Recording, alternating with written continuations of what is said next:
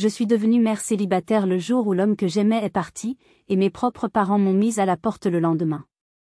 Pendant des années, j'ai lutté seule pour élever mon fils, pour construire une vie à partir de rien, dans l'indifférence de ceux qui auraient dû me soutenir. Et puis, un jour, quand tout était enfin en place, ils sont revenus. Ils voulaient voir ce que nous étions devenus. Ils voulaient voir le fruit de mon labeur. Mais ce qu'ils ont découvert, ce qu'ils ont vu de leurs propres yeux ce jour-là, les a littéralement pétrifiés. Laissez-moi vous raconter comment un simple morceau de papier a pu déclencher une telle tempête, et comment, des décombres, nous avons bâti une forteresse qu'ils n'auraient jamais pu imaginer. Salut mes amis, et bienvenue. Juste une seconde pour vous abonner, c'est un petit clic pour vous, mais ça change tout pour moi. Avant de plonger dans cette histoire, dites-moi de quelle ville ou de quel pays vous m'écoutez aujourd'hui. Et quelle heure est-il chez vous? C'est fascinant de voir tous les fuseaux horaires qui nous rassemblent ici. Merci, et commençons. Je reviens bientôt. Je peux pas. 5 mots. 5 mots griffonnés à la hâte sur un ticket de caisse, avec un stylo qui avait dû baver sous la pression des doigts. Le papier était simplement posé sur le rebord du berceau, comme une pensée après coup, un détail sans importance. Je l'ai lu une fois. J'ai cligné des yeux, le cerveau refusant d'enregistrer l'information. Je l'ai relu. Puis une 3e fois. Et c'est là que le coup est parti. Une gifle silencieuse, glaciale, qui m'a parcouru de la nuque jusqu'au talon. Le froid n'était pas celui de l'appartement mal isolé de Villeurbanne, c'était un froid intérieur, celui de l'abandon. Léandre s'est remis à pleurer. 4 semaines. Il avait à peine 4 semaines et il hurlait, comme si son petit corps sentait déjà que quelque chose venait de lui être volé. Je l'ai pris dans mes bras, une main tremblante sous sa tête fragile, l'autre secouée de spasmes incontrôlables. Mon t-shirt était trempé. Pas de sueur. Du lait régurgité, peut-être. Ou mes propres larmes. Je ne pouvais plus faire la différence. J'avais 29 ans. Bastien, lui, en avait à peine 19. 10 ans nous séparaient. 10 ans que mes parents n'avaient cessé de me rappeler, comme une erreur de calcul monumentale. Un gamin, Éléonore, tu sors avec un gamin, m'avait dit ma mère, le visage fermé par le jugement. Je n'avais pas écouté. J'avais vu sa jeunesse non pas comme une faille, mais comme une promesse. Une promesse qui venait de se briser. Depuis le retour de la maternité, il glissait. Le « baby blues » s'était étiré en un silence lourd, pesant. Puis il y a eu les longues douches, les sorties nocturnes, pour prendre l'air, les dettes qui commençaient à s'accumuler auprès de gens qui ne posaient pas de questions. Il était parti à l'aube, avec son sac et son portefeuille, laissant la porte d'entrée entr'ouverte, battant doucement dans le courant d'air matinal comme si elle-même n'arrivait pas à croire à son départ. Mon premier réflexe, stupide et désespéré, a été d'appeler mes parents. Ma mère a décroché à la première sonnerie. Sa voix était tendue. « Ça va ? » ?»« Non, ai-je réussi à articuler. Bastien est parti. Un silence. Pas un silence de compassion. Un silence lourd, épais, celui qui précède la sentence. Puis le couteau est tombé, précis et cruel. On t'avait prévenu, Éléonore. Je n'ai rien dit. La gorge nouée, les mots morts avant même de naître. Mon père a pris le combiné. Sa voix était plus dure encore. C'est toi qui l'as choisi. C'est toi qui as fait ce gâchis. Ne viens pas nous mêler à ça. Ils n'ont offert aucune aide. Pas un mot de réconfort, pas une proposition pour garder le petit, pas même un « tiens bon ». Juste la déception, enrobée de cette suffisance que j'avais connue toute ma vie. Ils m'ont dit que ma décision de vivre avec un homme plus jeune était une honte pour la famille, que ce qui arrivait n'était que la conséquence logique de mon irresponsabilité. La honte. Voilà le mot-clé.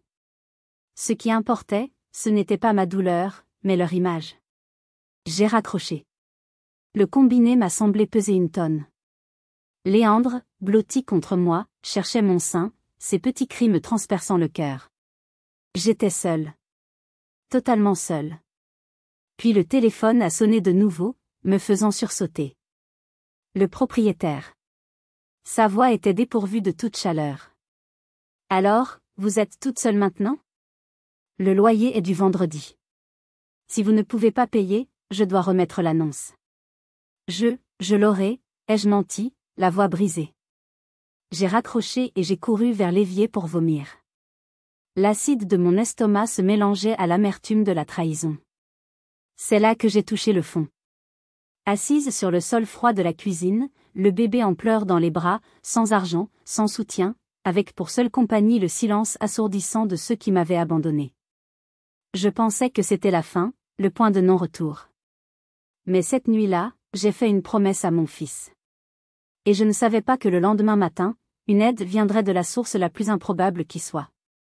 Le lendemain matin, après une nuit blanche fragmentée, passée à bercer Léandre, à marcher de long en large dans le petit 2 pièces et à fixer les fissures au plafond comme si elles étaient la carte de ma vie brisée, j'ai entendu frapper à la porte.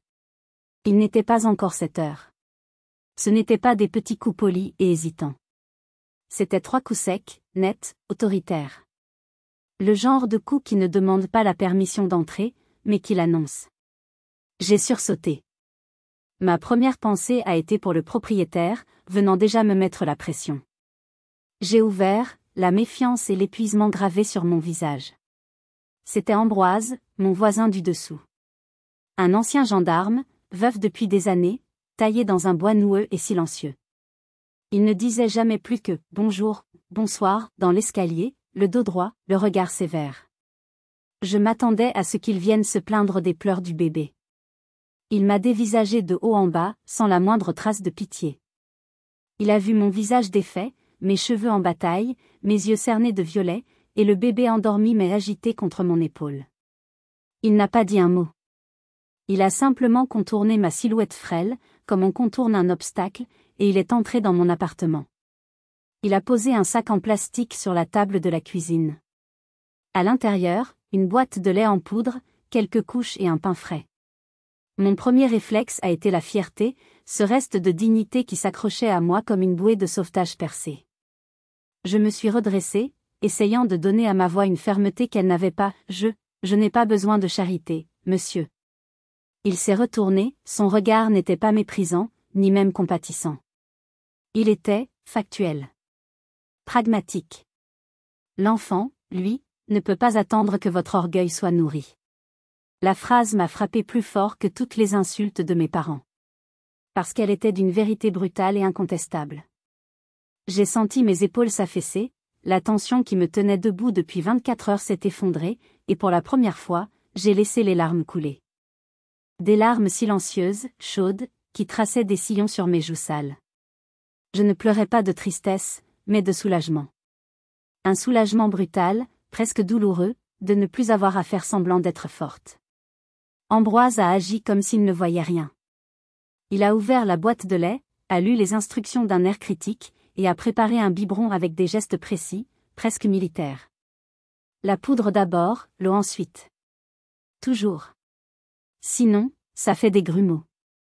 Il n'y avait pas de douceur dans sa voix, mais il y avait de l'efficacité. Il m'a tendu le biberon.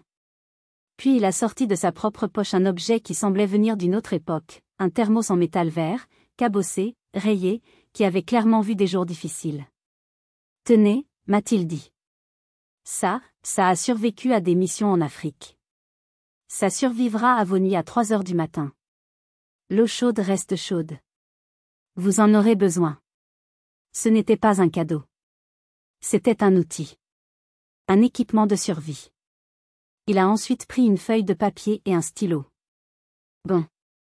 Plan d'action. On ne reste pas là à se lamenter. Sa voix était redevenue celle du gendarme. Premièrement, les aides. Vous allez à la CAF et à la PMI dès aujourd'hui. Ne demandez pas, exigez ce à quoi vous avez droit. Deuxièmement, le budget. On va lister toutes vos dépenses. On coupe tout ce qui n'est pas vital. Troisièmement, le travail. Vous ne pouvez pas rester ici à pleurer. J'étais abasourdi. Cet homme, ce quasi-inconnu, venait de prendre les commandes de mon chaos. Plus tard dans la semaine, alors que je le remerciais une énième fois dans l'escalier, il a juste haussé les épaules. C'est normal. Mais la porte de son appartement était entr'ouverte, et j'ai aperçu, posée sur sa cheminée, la photo d'une femme au sourire doux, un sourire qui illuminait toute la pièce. Il a suivi mon regard, et pour la première fois, j'ai vu une fissure dans son armure de granit. Ma femme, elle aurait adoré entendre les rires d'un enfant dans cet immeuble. J'ai compris à ce moment-là que ce sauvetage n'était pas à sens unique. Je donnais un but à sa solitude, et il me donnait les moyens de survivre. Nous étions deux âmes solitaires se soutenant mutuellement dans le silence. Un plan, un thermos chaud, et la dignité retrouvée. J'étais prête à affronter le monde. Mais le monde du travail avait ses propres préjugés, et chaque porte que je poussais semblait se refermer sur mon statut de mère seule. Affronter le monde du travail avec un bébé de quelques semaines dans une poussette n'était pas une mission, c'était un parcours du combattant. Les premiers jours ont été une succession d'humiliations polies et de portes fermées en douceur. J'avais beau mettre ma plus belle blouse et me coiffer soigneusement, la poussette à mes côtés agissait comme un signal d'alarme pour les employeurs potentiels. Dans une boulangerie, la patronne m'a souri gentiment avant de dire « Oh, mais avec un tout petit, ça va être compliqué pour les horaires du matin, vous comprenez ». Dans une petite boutique, le gérant m'a carrément demandé, sans aucune gêne, « Et s'il est malade, qui va le garder ?» On ne peut pas prendre ce risque, madame. L'absentéisme, c'est un fléau. Le mot « risque ». Le mot « fléau ». J'étais devenue cela. Une statistique ambulante, un problème potentiel, un fardeau. Ma colère et ma frustration grandissaient à chaque refus, mais la colère ne paie pas le loyer, et le regard affamé de mon fils me rappelait l'urgence de la situation. Le désespoir, ce vieil ami, commençait à me gagner à nouveau. Je me souviens m'être assise sur un banc, Léandre endormi dans sa poussette, et avoir regardé les gens passer, des couples, des familles, des travailleurs pressés. J'avais l'impression d'être invisible, une anomalie dans le paysage urbain. C'est là que j'ai vu la petite annonce, collée sur la vitrine poussiéreuse d'une échoppe que je n'avais jamais remarquée auparavant, cherchait de réparateurs, réparatrices, même débutants. Faut pas avoir peur de se salir les mains. L'endroit s'appelait « Répare-tout ». Ça semblait presque être une blague. J'ai poussé la porte. Une sonnette a tinté. L'intérieur sentait un mélange d'huile, de métal chaud et de café fort. Un homme, la quarantaine, solide, avec des mains calleuses et un regard fatigué mais perçant, est sorti de l'arrière-boutique. C'était Martial. Il a jeté un œil à ma tenue pas vraiment professionnelle, puis à la poussette. J'ai vu le doute dans ses yeux, le même que j'avais vu partout ailleurs. Je viens pour l'annonce, ai-je dit, la voix plus assurée que je ne me sentais. Il a croisé les bras. Vous savez changer une prise ? Démonter un grille-pain sans tout faire sauter ? Je peux apprendre, ai-je répondu. Je suis manuel et j'apprends vite. Il a soupiré, l'air de se dire qu'il perdait son temps. Puis son regard est tombé sur le sac de Léandre, d'où dépassait un petit hochet en forme de tournevis. Un sourire a brièvement éclairé son visage. Bon. Il ne m'a pas fait de promesses. Écoutez, je respecte votre situation, mais je dirige une entreprise. Je vous propose une semaine d'essai, payée. À la fin de la semaine, nous déciderons tous les deux si cela fonctionne. Une semaine. C'était tout ce que j'avais. Cette semaine-là a été la plus longue et la plus épuisante de ma vie. Je me levais à 5 heures, préparais les biberons, laissais Léandre chez une voisine étudiante qu'Ambroise m'avait recommandée, une perle rare qui acceptait d'être payée à la fin de la semaine. À l'atelier, je faisais tout ce que Martial me demandait. Nettoyer les outils, trier les pièces, observer, apprendre.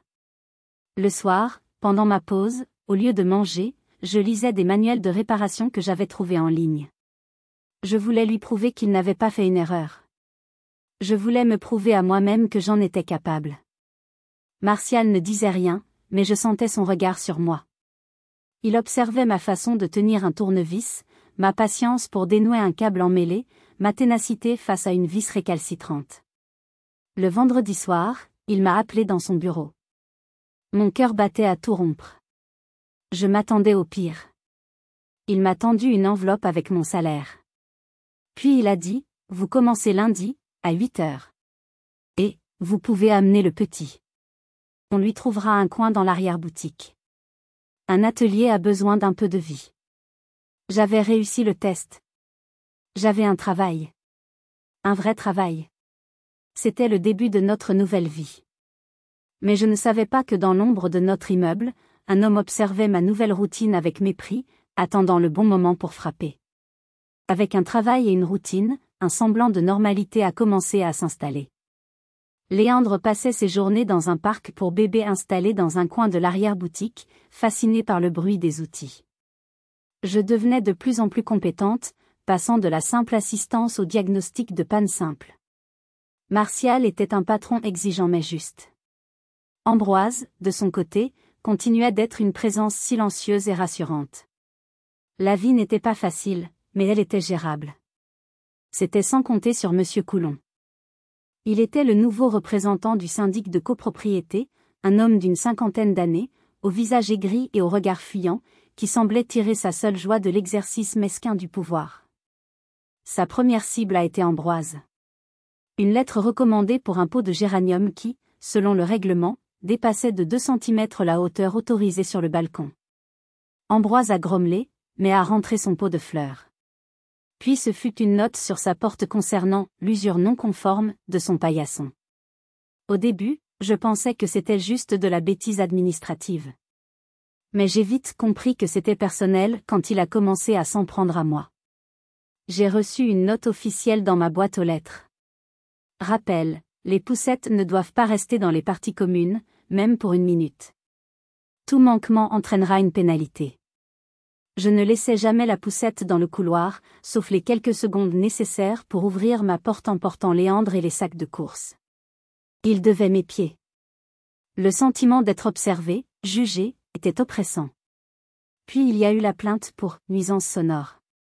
Il affirmait que les pleurs incessants de mon enfant perturbaient la tranquillité de l'immeuble. Léandre, comme tous les bébés, pleurait parfois, mais jamais de manière excessive.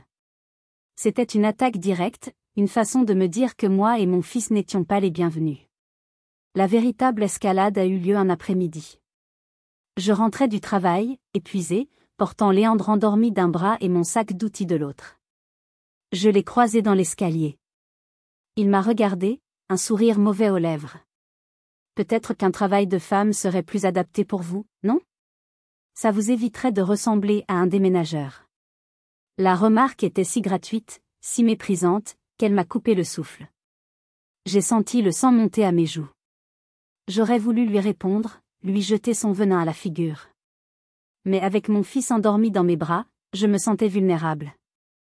J'ai serré les dents, je l'ai ignoré et j'ai continué à monter. Mais en fermant la porte de mon appartement, j'ai tremblé de rage. Ce n'était plus une question de pot de fleurs ou de poussettes. C'était une guerre de territoire. Il voulait me faire sentir illégitime, faible, incompétente. Il voulait me briser. À partir de ce jour, j'ai commencé mon dossier. J'ai photographié chaque note, chaque lettre. J'ai noté l'heure et la date de chaque interaction, chaque remarque désobligeante. Je ne savais pas encore comment j'allais m'en servir, mais je savais une chose, je ne serais pas sa victime. Je collectais des preuves, mais M. Coulon allait bientôt lancer une attaque bien plus directe et publique, une attaque conçue pour m'humilier devant tous mes voisins. Que feriez-vous à ma place? Comment réagiriez-vous face à un tel harcèlement? Dites-le moi dans les commentaires. Les années ont passé, non pas comme un long fleuve tranquille, mais comme un torrent que j'apprenais à naviguer. Léandre avait maintenant 4 ans. Un petit garçon plein d'énergie, curieux de tout, dont le monde était l'atelier de Martial et les histoires que lui racontait Ambroise. Le magasin en carton que je lui avais fabriqué était devenu un établi miniature, où il réparait ses jouets avec des outils en plastique. Ma vie tournait autour de lui et de mon travail. J'étais devenu le bras droit de Martial, capable de gérer l'atelier seul quand il était en déplacement. La blessure laissée par Bastien s'était transformée en une cicatrice, une marque que l'on ne voit que si l'on sait où regarder. Et puis, un soir, alors que je lui bordais, Léandre m'a posé la question que je redoutais et attendais à la fois. D'une voix claire et innocente, « Maman, où est mon papa ?» Mon cœur s'est serré. J'avais répété la scène 1000 fois dans ma tête. Ambroise m'avait conseillé, la vérité, mais simple. Pas de long discours. Les enfants sentent les mensonges. J'ai pris sa petite main dans la mienne. Tu as un papa, mon chéri. Mais quand tu es né, il était très jeune et très triste. Il avait un problème dans sa tête qui le rendait malheureux, et il n'était pas capable de s'occuper de toi. Alors il est parti. Ce n'est pas de ta faute. Jamais. Il m'a regardé avec ses grands yeux sérieux, a réfléchi un instant, puis a hoché la tête. D'accord. Est-ce qu'on peut avoir des crêpes demain? La simplicité de sa réaction m'a bouleversée. J'avais réussi. J'avais construit un monde si stable pour lui qu'un père absent n'était qu'une information, pas un drame. La vie, cependant, a un sens de l'ironie cruelle. Une semaine plus tard, mon téléphone a vibré. Une notification de message sur un vieux réseau social. Le nom s'est affiché sur l'écran, Bastien. 4 ans de silence absolu. Mon sang s'est glacé. J'ai ouvert le message, les mains moites. Salut Éléonore. Je suis clean maintenant. Je vais mieux. J'aimerais voir mon fils. Le message était court, direct. Il a fait l'effet d'une bombe. J'ai montré le message à Ambroise. Il l'a lu, son visage impénétrable. Visite surveillée. Dans un lieu neutre. Ou rien. J'ai organisé la rencontre dans un point rencontre, géré par une association. Un lieu aseptisé, avec des jouets en plastique et une observatrice bienveillante mais ferme. Bastien est arrivé. Il avait changé. L'adolescent insouciant avait laissé place à un jeune homme aux traits tirés, au regard hanté. Il a souri timidement à Léandre, qui s'est caché derrière mes jambes. La conversation était maladroite. Bastien parlait de sa cure, de ses efforts. Puis il a sorti son argument, enrobé de remords, il avait besoin d'argent. Pas pour lui. Pour rembourser une vieille dette à un ami qui l'avait aidé à s'en sortir, sinon il risquait de replonger. C'était une manipulation habile. J'ai senti la vieille colère monter en moi, froide et lucide. La seule dette que tu as, Bastien, c'est envers ton fils. Et elle ne se paie pas avec de l'argent. Il a baissé les yeux. La rencontre s'est terminée peu après. En partant, il n'a pas regardé Léandre. Il m'a juste murmuré, « Je suis désolé. » J'avais fermé une porte sur le passé, mais une guerre se préparait juste devant ma porte d'entrée. Et cette fois, je n'allais pas me battre seul. Le retour fugace de Bastien dans nos vies, bien que déstabilisant, m'avait paradoxalement laissé avec un sentiment de force renouvelée. J'avais tenu bon, j'avais protégé mon fils, j'avais affronté un fantôme de mon passé et il s'était évaporé. Cette nouvelle assurance allait être mise à l'épreuve bien plus tôt que je ne l'imaginais, et sur un tout autre champ de bataille, notre immeuble. Monsieur Coulon, frustré par ma résistance silencieuse, a décidé de passer à la vitesse supérieure. Il ne s'agissait plus de notes mesquines, mais d'une offensive en règle. Il a collé une note dans le hall de l'immeuble, une note A4 imprimée en gros caractères, que personne ne pouvait manquer. Elle ne nommait personne directement, mais les cibles étaient d'une clarté limpide. Le texte parlait de la nécessité de préserver le standing de la résidence et mettait en garde contre certains résidents dont le mode de vie et les activités professionnelles non déclarées et potentiellement dangereuses nuisaient à la valeur de l'immeuble et à la tranquillité de tous. C'était une insinuation venimeuse, une diffamation à peine voilée et une déclaration de guerre ouverte. La goutte d'eau qui a fait déborder le vase a été la convocation à une assemblée générale extraordinaire des copropriétaires. Un seul point à l'ordre du jour, rédigé par Monsieur Coulon lui-même, vote d'une résolution visant à mandater un avocat pour faire respecter le règlement de copropriété concernant les nuisances sonores, visuelles, et les activités professionnelles non autorisées au sein de la résidence. C'était son grand soir, son tribunal personnel, et il comptait bien nous y faire condamner publiquement, Ambroise et moi. Nous avons décidé de ne pas subir. Nous n'étions pas des victimes. Ambroise et moi avons passé la soirée à préparer notre contre-offensive. J'ai imprimé toutes les photos de ces notes, toutes les lettres. Ambroise, de son côté, a épluché le règlement de copropriété avec la rigueur d'un ancien gendarme, surlignant chaque article, chaque clause, trouvant les failles et les contradictions dans l'interprétation de Monsieur Coulon. Nous avons même contacté Martial, qui a immédiatement accepté de venir pour témoigner de mon statut professionnel parfaitement légal. Le soir de l'assemblée, la salle commune de l'immeuble, habituellement utilisée pour la fête des voisins, était remplie d'une tension palpable. Monsieur Coulon trônait derrière une petite table, un marteau de président de séance à la main, savourant son moment de gloire. Il a commencé son discours, parlant d'un ton pompeux de « maintenir le standing », de « protéger notre investissement commun », de « lutter contre la dégradation ». Puis il a lancé son attaque, parlant d'un « vieil homme » qui accumulait des objets non conformes et dangereux sur son balcon, et d'une jeune femme dont les allées et venues avec du matériel suspect et les pleurs constants de son enfant posaient un problème de sécurité et de tranquillité pour tous. C'est à ce moment que je me suis levée. Mon cœur battait la chamade, mais ma voix était stable, claire. Monsieur Coulon, de qui parlez-vous exactement? Il a été pris de court. Il a bafouillé. Je parle en termes généraux. Non, ai-je dit, en utilisant mon téléphone pour poster les photos des violations sur la page Facebook de la communauté. Vous parlez de nous. Monsieur Coulon, furieux, a perdu tout contrôle. Il s'est levé et a pointé un doigt accusateur et tremblant vers moi. Et puis, qu'est-ce qu'une mère célibataire vivant des aides sociales peut bien comprendre à la gestion d'une propriété de standing? La phrase est restée en suspens, laide, brutale, chargée de tout son mépris. Mais au lieu de me couler, elle a provoqué une réaction en chaîne inattendue. Une voisine, Madame Dubois, une retraitée discrète, s'est levée. Sa voix était tremblante mais ferme. Cette mère célibataire, monsieur, elle m'a réparé mon four gratuitement la semaine dernière parce que ma petite retraite ne me permettait pas de payer un réparateur. Et vous, qu'avez-vous fait pour cette communauté, à part nous envoyer des lettres de menaces? Puis un autre voisin s'est levé, puis un autre. Et soudain, ce n'était plus mon combat. C'était le leur. C'était la révolte des gens ordinaires contre le petit tyran.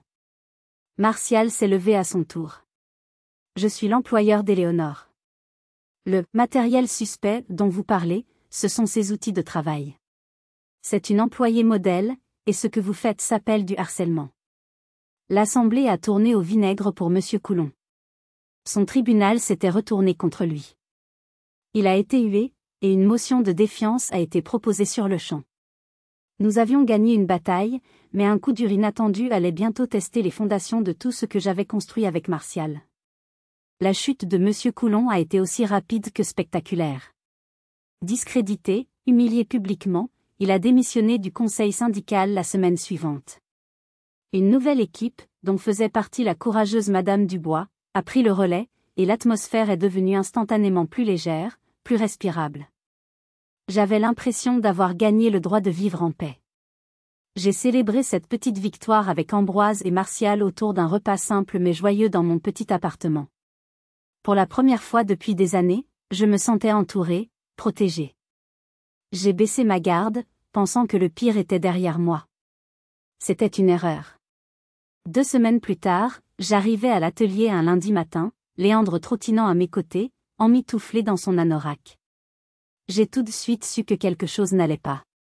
La porte, habituellement fermée à double tour, était entr'ouverte. Le cadenas avait été forcé, proprement, professionnellement. Mon cœur s'est arrêté. J'ai dit à Léandre de rester dehors avec Ambroise qui m'avait accompagné, et je suis entrée. Le chaos. Non, pire que le chaos. Le vide. L'atelier avait été pillé. Tous les outils électriques, les pièces de rechange de valeur, l'ordinateur contenant toute notre comptabilité et notre fichier client, tout avait disparu. Ils n'avaient pas tout pris. Ils avaient pris ce qui avait de la valeur, ce qui était essentiel à notre survie. C'était un vol ciblé, méticuleux. Martial est arrivé quelques minutes plus tard. Je n'oublierai jamais son visage à ce moment-là. La couleur a quitté ses joues. Il a fait le tour de l'atelier, le regard vide, touchant les espaces vides sur les étagères comme pour s'assurer qu'il ne rêvait pas. Puis il est retourné dans son petit bureau, s'est assis lourdement sur sa chaise et a mis sa tête entre ses mains. Je l'ai entendu murmurer, « C'est fini ». Je n'avais jamais vu cet homme si solide, si résilient, aussi brisé. Il m'a regardé, les yeux pleins d'un désespoir que je ne connaissais que trop bien. L'assurance ne couvrira jamais tout, Éléonore. Et le temps de tout reconstruire. Je n'ai plus la force. Je n'ai plus la force de tout recommencer. Voir sa détresse a provoqué quelque chose en moi. La peur a laissé place à une étrange forme de calme. J'avais déjà été à sa place. Je connaissais ce sentiment de vide absolu. Je suis allée à la petite machine à café qui avait miraculeusement survécu, j'ai préparé 2 expressos. J'ai sorti le vieux thermos vert d'Ambroise de mon sac, que je gardais toujours avec moi, et j'en ai versé un pour lui. Je lui ai tendu la tasse. On répare des machines, Martial, ai-je dit doucement. On peut bien réparer ça. Il a levé les yeux vers moi, surpris par la fermeté de ma voix. Dans son regard, j'ai vu une lueur d'espoir vacillante. C'était mon tour d'être le pilier. Pendant que nous luttions pour sauver notre gagne-pain, un drame se jouait à l'école de Léandre, un drame qui allait forcer une confrontation que je redoutais depuis des années. Reconstruire l'atelier était un travail de titan, un combat de chaque instant contre le découragement. Nous avons utilisé le peu d'argent que l'assurance a bien voulu nous donner, nous avons vidé nos comptes personnels. Ambroise a insisté pour nous prêter de l'argent, un prêt qu'il a couché sur papier avec la rigueur d'un contrat officiel, pour que les choses soient claires. Nous passions nos journées à écumer les sites de vente d'occasion, à chercher des outils de remplacement, à appeler les clients un par un pour les rassurer, pour leur expliquer le retard. Nous travaillions 2 fois plus dur avec 2 fois moins de moyens, dans un atelier qui nous semblait étrangement vide et silencieux. C'est dans cette période de tension extrême, où chaque euro comptait et où mon énergie était entièrement tournée vers notre survie, que l'école a appelé. La directrice m'a expliqué, d'une voix douce et visiblement embarrassée, qu'il préparait la traditionnelle « fête des mères ». Il demandait aux enfants de la moyenne section de fabriquer un collier de nouilles et d'apprendre un petit poème. Léandre avait refusé. Il s'était assis dans un coin de la classe, les bras croisés, et avait dit calmement à sa maîtresse « Moi, je n'ai pas de maman à qui l'offrir ». La phrase, rapportée par la directrice, m'a transpercé le cœur. Mon fils n'avait jamais exprimé de tristesse ou de manque à ce sujet. J'avais cru que mes explications simples avaient suffi, que notre vie à 2 lui convenait. Mais la pression sociale de l'école, la normalité imposée par une activité en apparence innocente, venait de mettre le doigt sur une blessure que j'ignorais, ou que je préférais ignorer. Je suis allée le chercher à l'école ce jour-là. Il était silencieux, renfermé, une attitude qui ne lui ressemblait pas. Dans la voiture, sur le chemin du retour, il a fini par me demander, en regardant par la fenêtre, pourquoi toutes les mamans des autres enfants sont là, à l'école, et pas la mienne. C'était la première fois qu'il utilisait ce mot. Maman. Pas ma mère biologique. Maman. Un mot simple, chargé d'un poids immense. J'ai garé la voiture sur le côté de la route, j'ai coupé le moteur. Je me suis retournée vers lui. Je lui ai expliqué de nouveau, avec des mots encore plus simples, la différence entre la personne qui vous donne la vie et la personne qui vous élève, qui vous aime, qui vous borde le soir. Je lui ai dit que j'étais sa maman de cœur, sa maman de tous les jours, et que c'était le plus important.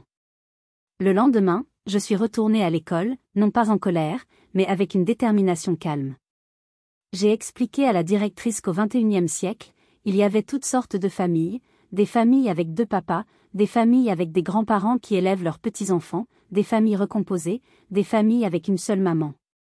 J'ai suggéré, avec fermeté mais sans agressivité, de rebaptiser l'événement la « fête des familles », une fête où chaque enfant pourrait célébrer là où les personnes qui comptaient pour lui.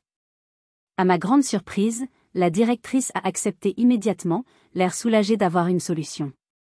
Le jour de la fête, Léandre était radieux. Il m'a offert son collier de nouilles, peint en bleu et rouge, avec une fierté immense, en me présentant à ses camarades comme ça, maman bricoleuse qui sait tout réparer. Alors que nous étions en train de regarder les dessins des enfants affichés sur les murs, je les ai vus. Mes parents. Debout près du portail, l'air mal à l'aise, tenant un gâteau acheté en pâtisserie comme un sauf-conduit, une offrande de paix. Ils n'avaient pas appelé. Ils étaient juste là, s'invitant dans un moment qui ne leur appartenait pas. Ma mère s'est approchée, forçant un sourire qui n'atteignait pas ses yeux. Nous avons pensé que ce serait bien d'être là pour notre petit-fils. Après tout, nous sommes sa famille, nous avons le droit d'être ici. Le mot « droit ». Ce mot a fait exploser le barrage de patience que j'avais construit pendant des années. J'ai pris une grande inspiration, j'ai accompagné mes parents dans un coin tranquille, loin des oreilles de Léandre. Et j'ai posé mes conditions. Ma voix était basse, sans tremblement, mais chaque mot pesait une tonne. Le droit, ça se mérite.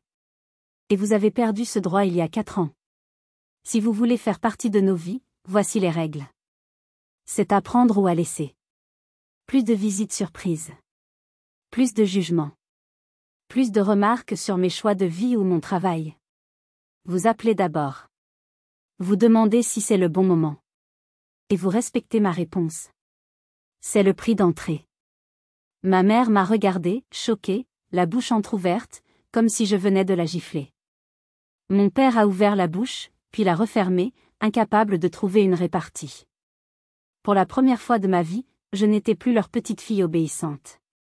J'étais la mère de Léandre. J'étais la gardienne de notre paix. J'avais enfin mis des barrières pour nous protéger. Et c'est peut-être cette force nouvelle qui a poussé Martial à me faire une proposition qui allait changer nos vies pour toujours. Après la confrontation avec mes parents à l'école, un calme étrange et nouveau s'est installé en moi. J'avais repris le contrôle de mon histoire, tracé une ligne claire dans le sable. Cette énergie nouvelle, cette assurance, s'est reportée sur l'atelier. Grâce à un article élogieux dans le journal local sur les petits commerces victimes de cambriolage qui se relèvent avec courage, nous avons reçu une vague de soutien inattendu. Des clients fidèles sont revenus, de nouveaux sont arrivés, touchés par notre histoire. Des voisins nous ont apporté du café et des croissants le matin. Nous avons même reçu une petite subvention de la mairie pour résilience commerciale et dynamisme local.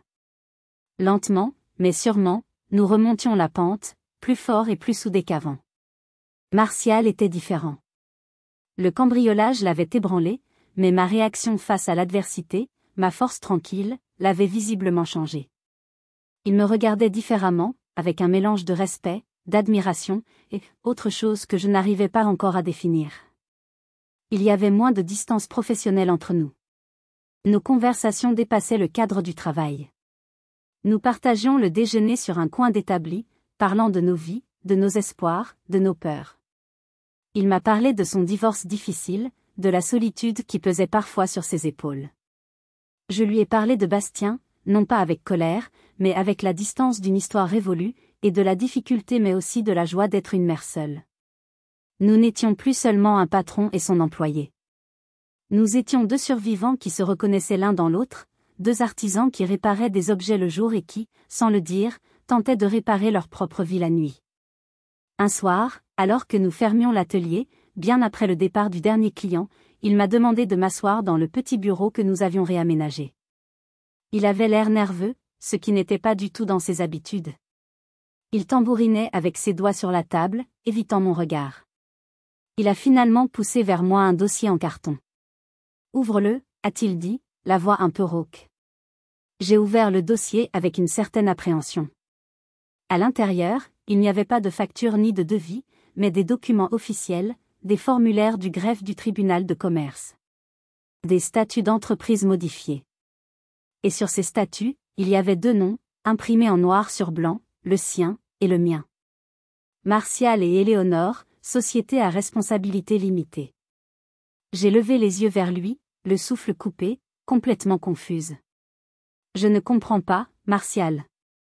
C'est une proposition, Éléonore, a-t-il dit, plongeant enfin son regard dans le mien. Je ne veux plus que tu sois mon employé. Je veux que tu sois mon associé. Cet atelier, ce n'est plus seulement le mien depuis longtemps. C'est le nôtre. Tu l'as sauvé autant que moi, sinon plus. Je veux que ce soit officiel. J'étais sans voix. L'idée était si énorme, si inattendue. J'ai pensé à la précarité financière, à la peur constante du lendemain qui ne me quittait jamais vraiment. Devenir associé signifiait la sécurité, un avenir, une reconnaissance. Mais cela signifiait aussi plus de responsabilité, plus de temps, plus d'investissement personnel. Ma première pensée, comme toujours, a été pour mon fils. Léandre passe en premier. Toujours. Je ne peux pas accepter si cela signifie que je le verrai moins, que je devrais sacrifier le peu de temps que nous avons. Un sourire franc et chaleureux a illuminé le visage fatigué de Martial. C'est précisément l'une des raisons pour lesquelles je te fais cette proposition. Je n'ai jamais vu quelqu'un travailler aussi dur tout en étant une mère aussi dévouée et présente. On arrangera les horaires. On trouvera des solutions pour que tu puisses aller le chercher à l'école. On trouvera des solutions. Ensemble. Le mot « ensemble » a résonné dans le silence de l'atelier, chargé d'une promesse qui dépassait le simple cadre professionnel. J'ai hoché la tête, incapable de formuler un mot, les larmes me montant aux yeux. J'ai pris le stylo qu'il me tendait et j'ai signé les documents, ma main tremblant légèrement. Ce soir-là, en rangeant les derniers outils côte à côte, nos mains se sont effleurées en attrapant la même clé à molette. Le contact était bref, presque accidentel, mais il a envoyé une décharge électrique dans tout mon corps. Aucun de nous ne s'est retiré.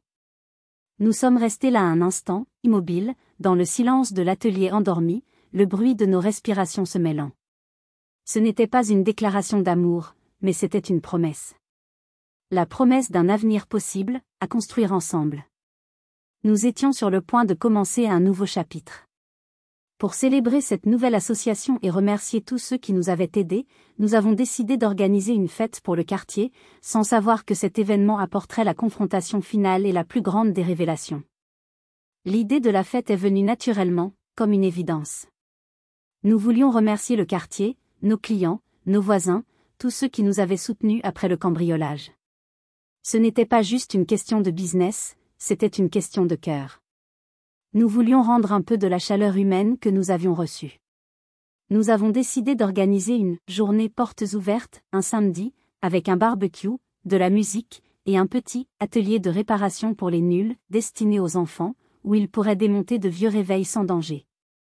L'organisation de cet événement a été en soi une source de joie pure, une bouffée d'air frais après des mois de tension et de travail acharné. Voir Léandre dessiner avec application des affiches colorées avec des clés à molette souriantes et des cœurs était la plus belle des récompenses. Il était si fier de dire à tout le monde, « C'est la fête de mon magasin à moi et à Martial ». Cette appropriation, ce sentiment d'appartenance, valait tout l'or du monde. Le jour de la fête, un soleil radieux de début d'automne baignait le quartier d'une lumière dorée. L'odeur des merguez et des oignons grillés sur la plancha se mélangeait à celle, plus familière pour nous, de l'huile et du métal. Des enfants riaient aux éclats en essayant de visser des boulons sur une planche de bois, sous l'œil amusé et parfois un peu inquiet de leurs parents. C'était un chaos joyeux, vivant, un spectacle qui me remplissait le cœur. J'ai vu Ambroise, assis sur une chaise un peu à l'écart, tel un patriarche bienveillant. Il ne parlait pas beaucoup, mais un petit sourire satisfait ne quittait pas ses lèvres. Il observait la scène, l'air d'un général contemplant ses troupes en temps de paix. Il m'a fait un clin d'œil complice. Le moment le plus difficile, celui que j'appréhendais, a été de voir arriver mes parents. Ils sont restés à la lisière de la fête, près de la grille, comme s'ils n'osaient pas entrer sur ce territoire qui n'était plus le leur, un territoire où ils n'avaient plus aucun pouvoir. Ils semblaient plus petits, plus vieux, presque fragiles dans leur incapacité à se mêler à la foule joyeuse. Ma mère a fini par s'approcher de moi, son sac à main serré contre elle comme un bouclier. C'est bien ce que tu as fait ici. Il n'y avait pas de chaleur dans sa voix, juste une constatation factuelle, presque à contre-cœur. Tu as eu de la chance, a-t-elle ajouté, comme pour minimiser mes années de lutte et de travail acharné, comme pour se rassurer elle-même que mon succès n'était pas dû à mes propres mérites. J'ai regardé cette femme qui m'avait mise au monde et qui ne m'avait jamais vraiment vue. Et pour la première fois de ma vie, je n'ai ressenti ni colère, ni tristesse. Juste une sorte de pitié lasse. Non, maman. J'ai travaillé dur. C'est très différent. La conversation s'est arrêtée là. Il n'y avait plus rien à dire. Le fossé entre nous était devenu un canyon infranchissable. Plus tard dans l'après-midi, une de mes voisines, Madame Dubois, celle qui m'avait si courageusement défendue lors de l'Assemblée générale, est venue me voir. Elle m'a serré dans ses bras, une étreinte chaleureuse et sincère. Vous êtes un exemple pour nous toutes, ma petite Éléonore. Vous nous avez montré qu'il ne faut jamais baisser les bras, même quand tout semble perdu. Ces mots, venant d'une quasi-inconnue, ont eu plus d'impact sur moi que toutes les phrases que mes parents auraient pu prononcer. J'ai senti les larmes me monter aux yeux, des larmes de gratitude cette fois. Ce n'était pas seulement un atelier que j'avais construit. C'était une place au sein d'une communauté. J'avais enfin trouvé ma tribu. Alors que je discutais avec elle, mon téléphone a vibré dans ma poche. C'était un message, d'un numéro que je ne reconnaissais pas. Une photo. Une photo de Bastien, souriant, tenant un tout petit bébé dans ses bras. À côté de lui, une jeune femme le regardait avec amour. Le message était court, sans fioriture. Il s'appelle Théo. Je voulais juste que tu saches. Je te souhaite tout le bonheur que tu mérites. Je suis sincèrement désolée pour tout. J'ai regardé la photo, le visage de cet homme qui avait failli détruire ma vie, et je n'ai rien ressenti. Pas de jalousie, pas de regret, pas de colère. Juste le calme plat d'une mer après la tempête. Le fantôme était parti. Il n'avait plus aucun pouvoir sur moi. Il était juste un souvenir, une cicatrice qui ne faisait plus mal. Les blessures du passé commençaient enfin à cicatriser. La communauté m'avait accepté. Et maintenant, il était temps de célébrer notre avenir, l'avenir que nous allions construire, Martial et moi. Alors que le soleil d'automne commençait à descendre sur l'horizon, projetant de longues ombres dorées sur le parking, une douce fatigue s'est emparée de moi. Une fatigue heureuse, celle qui suit une journée bien remplie. La musique était plus douce, les rires bruyants des enfants s'étaient transformés en chuchotements complices. La fête touchait à sa fin, laissant derrière elle une atmosphère de contentement et de chaleur humaine. Les derniers voisins repartaient en nous remerciant, un sourire aux lèvres, nous promettant de passer bientôt pour faire réparer un grille-pain ou une machine à café. Martial s'est approché de moi, un gobelet en carton à la main, rempli de ce qui restait de café. Il y avait une lueur dans ses yeux que je n'avais jamais vue auparavant, une lueur qui n'était ni celle du patron, ni celle de l'ami, mais quelque chose de plus profond. Une lueur de fierté, de tendresse, de soulagement. Tu vois tout ça, m'a-t-il dit d'une voix basse, en faisant un geste circulaire qui englobait les guirlandes lumineuses que nous avions installées, les tables encore couvertes de miettes, et les quelques amis qui s'attardaient. C'est toi. C'est toi qui as ramené la vie ici. Cet endroit n'était qu'un tas de ferraille avant que tu arrives. J'ai secoué la tête, un sourire timide aux lèvres. Non. C'est nous. Je n'aurais jamais rien pu faire sans la chance que tu m'as donnée. Ce « nous » était nouveau, mais il sonnait juste, évident. Il a souri et a posé sa main sur mon épaule. Un geste simple, presque anodin, mais qui a envoyé une onde de chaleur dans tout mon corps, chassant la fraîcheur du soir qui tombait. Un geste qui disait « Je suis là, nous sommes là ». C'est à ce moment-là que j'ai décidé de faire quelque chose que je n'avais absolument pas prévu. J'ai vu le micro que nous avions utilisé pour les annonces, toujours branché sur une petite enceinte. Poussé par une impulsion, je l'ai pris. Ma voix tremblait un peu au début, amplifiée par le haut-parleur dans le silence qui s'installait. Je ne suis pas douée pour les discours, ai-je commencé, et quelques rires amicaux m'ont encouragé. Mais je voulais juste, vous dire merci. À tous. Merci d'avoir cru en moi quand même moi, je ne croyais plus en rien. Merci d'avoir apporté du café, des outils, des mots gentils, et de nous avoir montré que nous n'étions pas seuls. Mon regard a cherché Ambroise. Il était toujours assis sur sa chaise, mais il avait enlevé ses lunettes de soleil, et je pouvais voir que ses yeux étaient brillants d'émotion. Il y a une personne en particulier que je veux remercier. Un homme qui, le jour où j'ai cru que tout était fini, ne m'a pas offert de pitié, mais un plan d'action. Un homme qui m'a appris que la première étape pour réparer quoi que ce soit, c'est de se mettre au travail. Il m'a donné un outil qui a changé ma vie. J'ai soulevé le vieux thermos vert, cabossé et fidèle. Les guirlandes lumineuses se reflétaient sur son métal usé. Ambroise, cet outil, il est à vous. Et je voulais vous le rendre. Je suis descendu de la petite estrade improvisée et je lui ai tendu. L'émotion était palpable. Il l'a pris, ses doigts noueux et tremblants se refermant sur l'objet familier. Il s'est levé, s'est raclé la gorge, essayant de retrouver sa contenance de vieux soldat. « Garde-le » a-t-il dit, la voix rauque et plus douce que je ne l'avais jamais entendue. « Tu en auras encore besoin.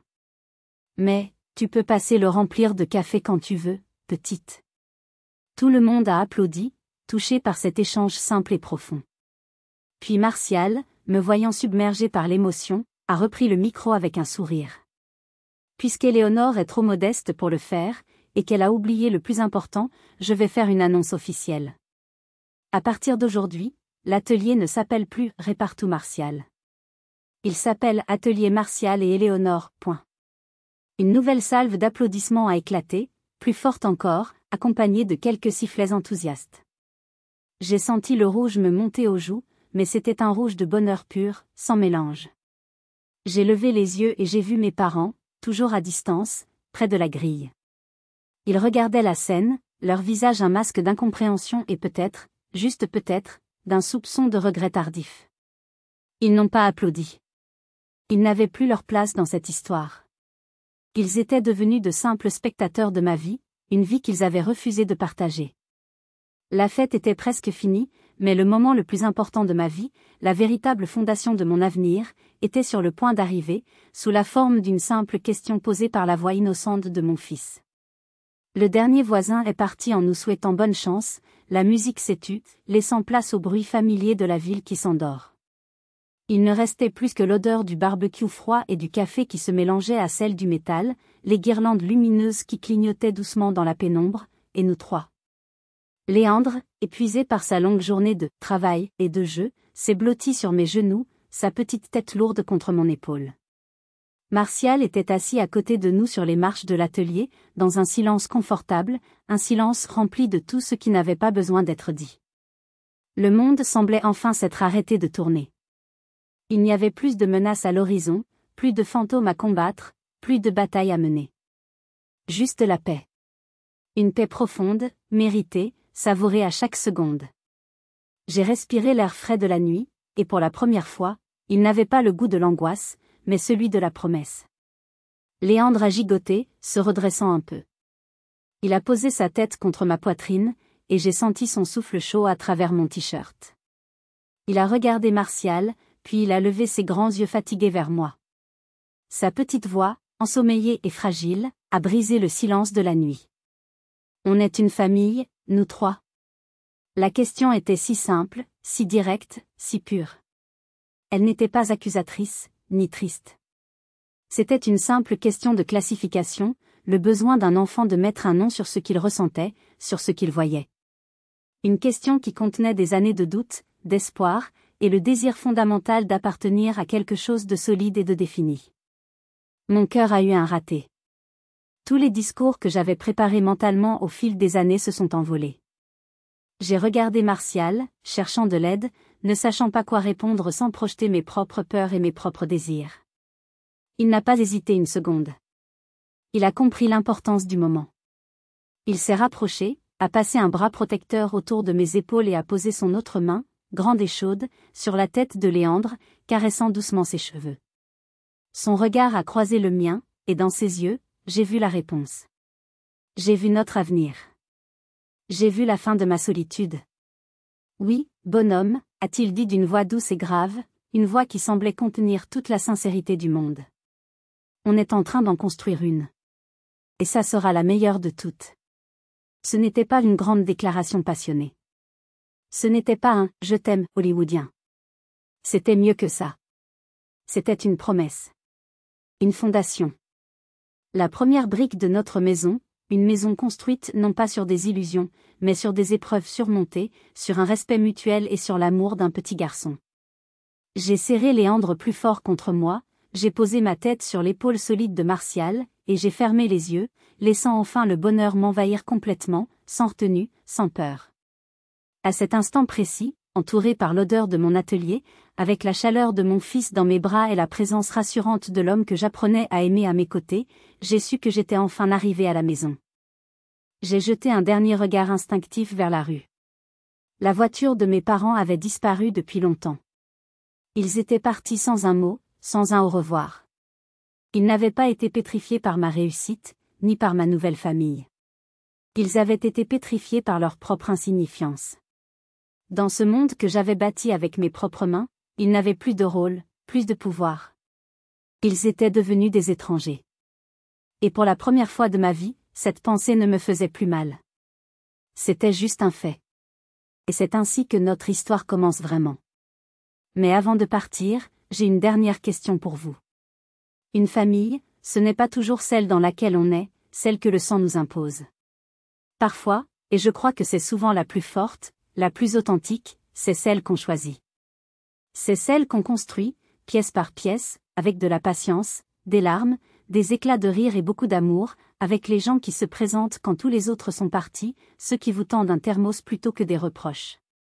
C'est un voisin bourru au cœur immense, un patron qui voit votre force au-delà de votre vulnérabilité, et surtout, un petit garçon qui vous apprend chaque jour le vrai sens du mot « courage ».